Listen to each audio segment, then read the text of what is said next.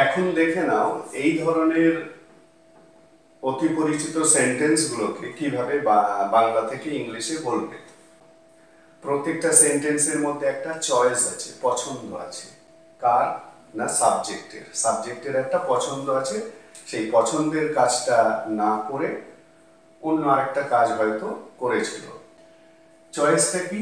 বই পড়া, টিভি দেখা, এই দুটো অ্যাকশন।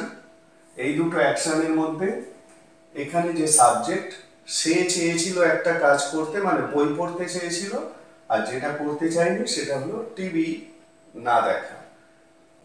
প্রত্যেকটাই তাই।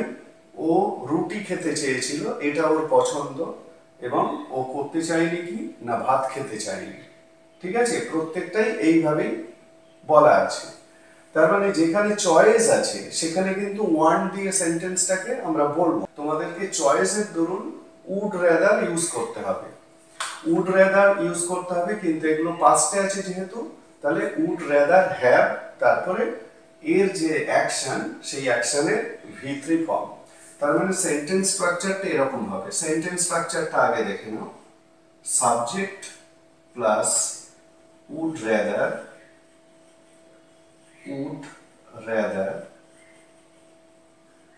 would rather have, এই হ্যাভ দেওয়ার জন্য এটা পাস্ট হয়ে যাচ্ছে। এই যে চেয়েছিলাম, যদি হ্যাভটা না দেওয়া হয় তাহলে চাই, পড়তে চাই, খেতে চাই, থাকতে চাই, এরকম হতো।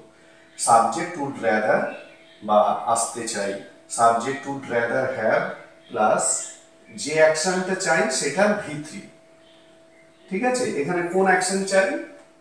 বই পড়তে চাই, চেয়েছিলাম, রুটি খেতে চেয়েছিলাম, এগুলো হলো চাওয়া অ্যাকশন। তার মানে এই অ্যাকশনের V3টা এইখানে বসবে। Subject would rather have V3 plus then, যেহেতু চয়েস আছে, পছন্দের ব্যাপার আছে, ওই কারণে দেন প্লাস আবার V3। এই V3 টাকা না যে অ্যাকশনটা আমরা করতে চাই না, টিভি না দেখা, ভাত না খাওয়া, পার্টিতে না যাওয়া, বাসে না আসা, এগুলো হলো এই অ্যাকশনগুলো আমরা চাইছি, সেই অ্যাকশনের V3টা এইখানে বসবে। তাহলে এইটা হলো sentence structure. Subject would rather have plus V3 plus then plus আবার V3, মানে ভার্বের থার্ড ফর্ম। তাহলে আমি টিভি না দেখে বই পড়তে চেয়েছিলাম, কি দাঁড়াচ্ছে ইংলিশটা? সাবজেক্ট হচ্ছে আই, তারপরে এই অ্যাকশনটা আগে বসবে, যেহেতু এইটা আমি চেয়েছিলাম, প্রত্যেকটা ক্ষেত্রেই তাই, আগে এই অ্যাকশনটা বলে নিতে হবে। Subject would rather have V3 এই ফর্মে ওই সেন্টেন্সটার জন্য, মানে এই অংশটা আগে লিখতে হবে প্রত্যেকটা ক্ষেত্রেই।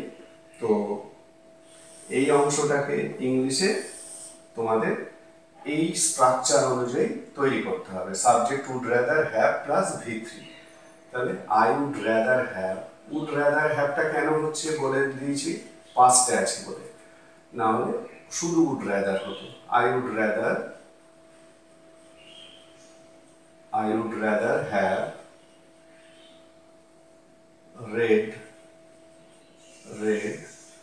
book, I would rather have read book, আমি বই পড়তে চেয়েছিলাম। then টিভি না দেখে, then watched টিভি। ঠিক আছে, then watched, ঠিক আছে, এটা কিন্তু V3 ফর্ম। তাহলে I would rather have read book then watch TV. পরেরটাও ভাত না খেয়ে রুটি খেতে চেয়েছিল, তার মানে এই অ্যাকশনটা আগে বসবে, ও রুটি খেতে চেয়েছিল। He would rather have eaten bread then taken